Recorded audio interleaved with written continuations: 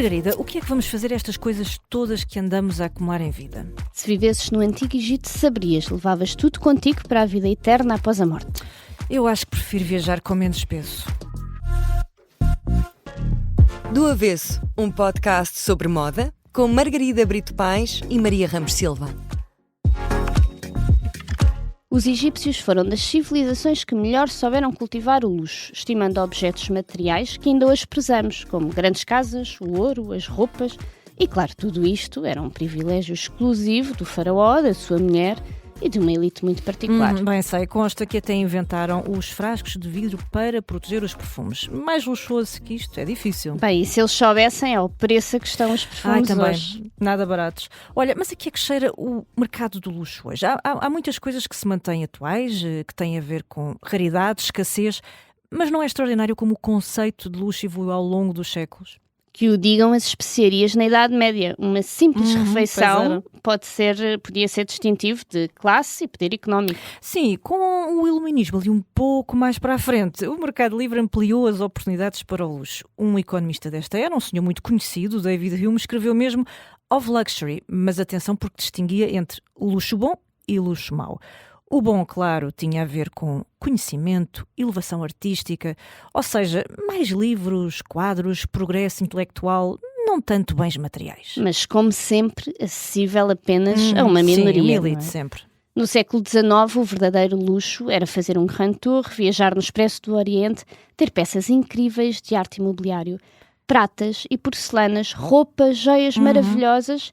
E já agora, teres um pintor de renome a fazer o teu retrato, em vez das selfies que andamos a... Não é? Exatamente. Olha, por falar em selfies, tu sabias que no século XV, isto andando agora de novo mais para trás, um espelho veneziano podia custar tanto como um navio? Quando Luís XIV da França quis criar a Galeria dos Espelhos em Versalhes, usou a sua fortuna para subornar um punhado de artistas venezianos que fugiram com as suas famílias para a França, a fim de darem forma a este sonho espelhado do rei. A coisa não correu muito bem porque Veneza decidiu retaliar e enviou um assassino para a França. E imagina que 2 desses trabalhadores acabaram mortos. Oh, diabo. O segredo, no entanto, acabou por ser revelado. Pois, olha, muito mudou de facto. Imagina que no final do século XIX, agora vou trazer-te de novo aqui um pouco mais por diante, o luxo podia ser uma toalha de mesa cor-de-rosa em vez de branca. O grande hoteleiro César Ritz achava que era uma forma de conquistar as suas clientes femininas. E também criou o room service 24 horas por dia. Outro luxo. E os cartões a dizer reservado para marcar as mesas dos clientes regulares. Olha, de certa forma parece que algumas tendências voltaram, ou como se costuma dizer, a revolução é dar uma voltinha para regressarmos à casa de partida. A hospitalidade e o conceito boutique no atendimento é um dos grandes luxos contemporâneos. E as grandes viagens de comboio em rotas como as do Bellman são apenas uma das grandes tendências dos últimos anos. E 2026 não é exceção. E também há quem defenda, sabes o quê? Que o maior luxo em 2026 é também estar offline. Desligar das redes sociais, completamente, não é? sim. Ou pelo menos não postar também muito nas redes sociais. Também há quem não poste, mas ande por lá a ver tudo, não é? Mas essa é de facto uma das grandes tendências aqui da geração mais nova, que na verdade também tem muito mais consciência dos vícios da internet do que uma geração mais anterior, não é? Os millennials, por exemplo. Exatamente. Sim. Olha, o que leva também a um renascimento da importância das experiências físicas, não é? Até quando falamos de compras, que é um dos fortes pilares do luxo. Aliás, aquela coisa de ter que tocar à campainha, de te abrirem a porta da loja, de servirem um café, uma água, de teres um número limitado de pessoas dentro da loja, não é? Para garantir que todos os clientes têm a atenção que merecem. Tudo isso leva ao ato de comprar a uma experiência de luxo. Completamente diferente do que entrares e estás à espera. Precisamente, até li um artigo muito interessante na Economist há muito pouco tempo que dizia que tu, de facto, podes vender um relógio de luxo, mas não consegues replicar, não é? Não podes vender um dia, a experiência de teres um dia, por exemplo, no corte central de Roland Garros. Completamente. As experiências valem hoje em dia muito mais do que as coisas materiais. O que é verdade é que o começo do século XX tornou o luxo mais democrático, não é? Aqui com a Revolução Industrial, que alargou o poder de compra e a globalização fez o resto do trabalho, criando aqui novos mercados. Este contexto acaba por ser a base para o século que nós vivemos hoje. Sim, Paris era então a capital do luxo e do conhecimento e desde o final do século XIX que foi assistindo ao lançamento das grandes casas de moda.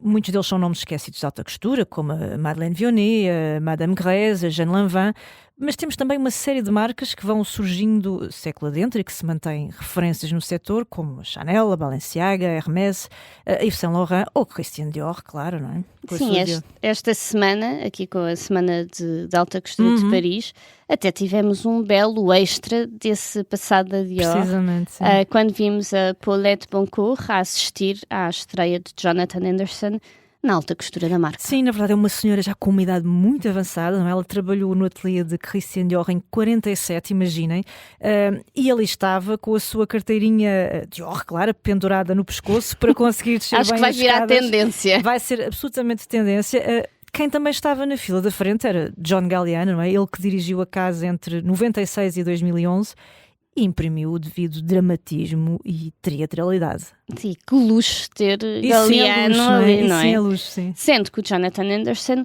contou que no seu debut, o primeiro de todos, não foi deste desfile, foi da coleção anterior, para a casa, pediu para o Galliano ir ver a coleção antes e ele levou um pequeno buquê de flores e um saco da Tesco cheio Da Tesco, imagina. de doces e assim coisas boas para a equipa, sim. umas guloseimas, e esse buquê acabou por influenciar depois toda a coleção. E aqui isto mostra como de facto a humanidade e a autenticidade também estão ligadas ao luxo. E fazem a dia. diferença, não é? Sobretudo são estes pequenos gestos na grande e luxuosa narrativa que acabam de facto por imprimir aqui alguma diferença. Eu penso também, por exemplo, no teto florido do desfile da Dior, não é? Ou até a presença dos pais do diretor criativo, o Jonathan Anderson, também apareceram por lá. Aliás, falaram com a Suzy Mencas. A mãe dele é parecida, ele é parecidíssimo com a mãe, aliás, são muito parecidos, era difícil quase passarem despercebidos. Falaram com a Suzy Mencas. E também penso, por exemplo, no Jacques Mus, que fechou a Semana Masculina em Paris e como nomeou como primeira embaixadora da marca a sua avó. Não é? Mais aqui uma nota familiar. Que é uma senhora fantástica, extraordinária. E também há um vídeo ótimo do Daniel Roseberry a ajudar a mãe a escolher o look para assistir ao desfile que ia acontecer ali no dia a seguir, poucos dias depois. A seguir à parela, não é? Exatamente, desfile esse que foi, assim, para mim, até agora, absolutamente muito, memorável. não é? Gostei muito, porque tens ali peças que levaram centenas de horas a ser realizadas e, de facto, com uma construção que implica uma mestria que vai além da costura, porque há ali muita coisa que não é só uma questão de corte e cosa, é muito mais do que isso. Já a Chanel apostou na delicadeza dos tecidos, com muita pedraria, plumas e com uma reinterpretação que para mim foi mais interessante aqui dos famosos conjuntos Chanel em tecidos assim mais delicados e semi-transparentes. Agora, para mim, uma das grandes questões do futuro de luxo, que fica assim bem claro nas primeiras filas dos desfiles, é que região do universo é que afinal domina este mercado. Sim, as grandes casas de luxo continuam muito sediadas na Europa, como sabemos, mas o mercado de luxo cresce cada vez mais noutros pontos do globo, não é? Como tu também sugerias aí, e prova disso são a quantidade de caras asiáticas que se vêem nos desfiles e campanhas, não é? As estrelas muitas vezes nós nem sabemos quem são, mas dominam por completo as campanhas, as filas da frente, enfim. O que é muito interessante, não é? Porque era o continente que antes era mais procurado para produzir, precisamente, que se tornou um dos maiores consumidores de luxo, mas mais do que isso, as marcas quiseram evitar que certos nomes de alguns países estivessem nas suas etiquetas, nesta altura em que eles também passam a consumidores. Exato, porque de alguma forma ficou muito ligado às cópias, não é? E logo também à má qualidade, à falta de condições de trabalho. É uma percepção muito alimentada pelo mass market, claro, mas que naturalmente afetou muito o luxo, que tem cada vez mais de estar distante deste tipo de produção, não é? Sabes que os analistas aqui em 2026 dizem que esse é um dos maiores desafios do luxo, é reconstruir a confiança do consumidor.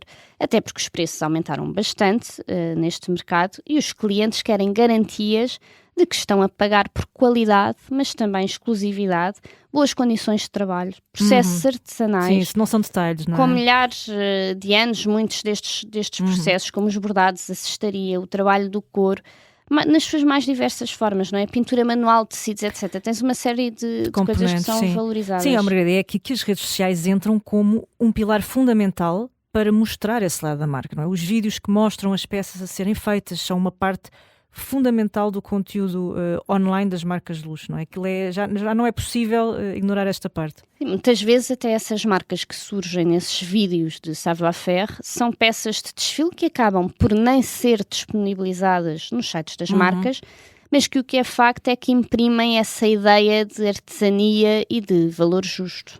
E sim, e de facto os consumidores, eu penso que estão, como dizias, cada vez mais atentos a este tipo de coisas, e a exigência e escrutínio é também maior.